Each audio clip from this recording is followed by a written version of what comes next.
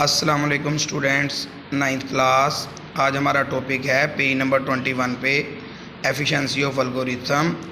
Efficiency of algorithm की दो kinds हैं।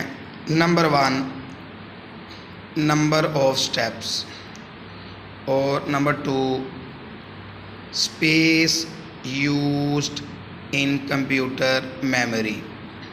सबसे पहले इन दोनों काइंड्स को एक्सप्लेन करने से पहले मैं आपको एफिशिएंसी ऑफ एल्गोरिथम बता देता हूँ। There can be more than one algorithm to solve the same problem. एक मसले को हल करने के लिए कई एल्गोरिथम होते हैं। Which is better, which one is better, कौन सा बेहतर है, depends upon the efficiency of the available solution algorithm. ये डिपेंड करता है कि हमारा एल्गोरिथम कौन सा बेहतर है। अब इन दोनों की आगे काइंड्स को पढ़ते हैं। पहली मैं आपको बताता हूँ space used in the memory.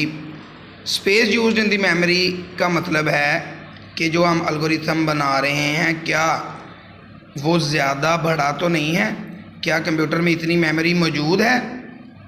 Number 2 numbers of steps, और एल्गोरिथम के स्टेप्स कितने हैं, यानी हम जो एल्गोरिथम बना रहे हैं वो उसका साइज़ क्या है। An algorithm is consider more efficient if it is takes less number of steps. अगर उसके स्टेप्स कम हैं तो हम अपने मसले को इजीली हल कर लेंगे। तो ये दोनों चीज़ें बहुत ज़्यादा अहम हैं। एल्गोरिथम इतना बड़ा नहीं होना चाहिए कि हम अपना मसला इजीली हल ना कर सकें, और कंप्यूटर में इतनी मेमोरी हो कि हम अपने मसले को आसानी से हल कर लें। एफिशिएंसी ऑफ एल्गोरिथम में एक एग्जांपल दी गई है उसने कि हमारे पास एक मसला है, उसको हल करने के दो तरीके हैं। एक उसने उसको n का नाम दिया है जिसको हल करने में हमें 2 स्टेप्स लगेंगे, और एक n2 जिसमें हमें 4 स्टेप्स लगेंगे मसले को हल करने के लिए। अब बेटा आप देखें कि एक मसले को हल करने के लिए 2 तरीके हैं। एक में 2 स्टेप्स में मसला हल हो रहा है और एक में 4 स्टेप में मसला हल हो रहा है। हम कौन सा एल्गोरिथम बनाएंगे या कौन सा एल्गोरिथम इस्तेमाल करेंगे जिससे हम आसानी से मसला हल कर लें। ज़ाहिर सी बात है कि हम n वाला इस्तेमाल करेंगे कि मसला हल हो जाए। एफिशिएंसी ऑफ एल्गोरिथम में एक एग्जांपल दी गई है पेज नंबर 20 पे। यहाँ पे वो कह रहा है कि सबसे पहले हमने 1 से लेकर 99 तक नंबर्स को हल करना है, उसको प्लस करके आंसर निकालना है। तो हम इन 99 नंबर्स को 1 2 3 4 5 6 7 8 9 इसी तरह चलते चलते तमाम नंबर्स को तो हमारे पास सलूशन आ जाएगा।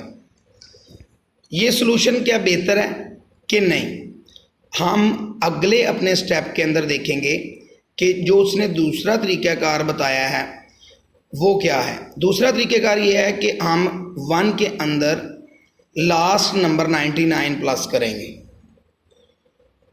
ये दूसरा मेथड है या दूसरा एल्गोरिथम आप इसको कह लें जिसकी मदद से हम अपने मसले को हल कर सकते हैं। इसी तरह हम उस नेक्स्ट स्टेप में 2 के अंदर 98 को प्लस करेंगे। इसी तरह हम चलते जाएंगे 3 के अंदर 97, 4 के अंदर 96, 5 के अंदर 95, 6 के अंदर 94, और इसी तरीके से हम हर नेक्स्ट नंबर को लास्ट जो स्टेप है उसके अंदर प्लस करते जाएंगे और बैक टू बैक चलते जाना है, हमारा आंसर हमें मिल जाएगा।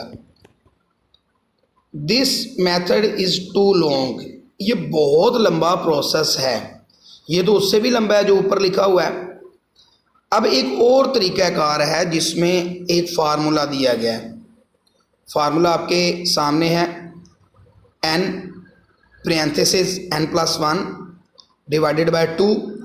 बेटे n से मुराद नंबर ऑफ वैल्यूज़ हैं। आपको पता है अदाद कितने हैं टोटल, 99। हम 99 लिख के फिर 99 + 1 करेंगे तो हमारे पास इसका आंसर आ जाएगा।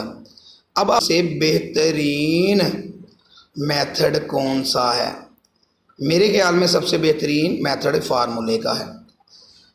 बेटे नेक्स्ट हमारा टॉपिक है पेज नंबर 23 और 24 पे, ये है advantages and disadvantages of algorithm. सबसे पहले हम एडवांटेजेस और फिर डिसएडवांटेजेस को पढ़ेंगे। सबसे पहले advantages, it is easy to write, इसको बनाना लिखना आसान है। Technique to write algorithm are easy to understand, और ये जो तरीक़ाकार है इसको समझना बहुत आसान है। To solve a large problem algorithms are helpful, अगर आपको बड़ा मसला दरपेश है तो हम एल्गोरिथम से हल कर सकते हैं। Disadvantages, modifying and adjusting algorithm is not very easy, यानी कि हम अपनी गलतियों को इतनी आसानी से सही नहीं कर सकते। Number 2, showing the flow from one step to other is not very easy, एक स्टेप से दूसरे स्टेप पर जाना इतना आसान नहीं।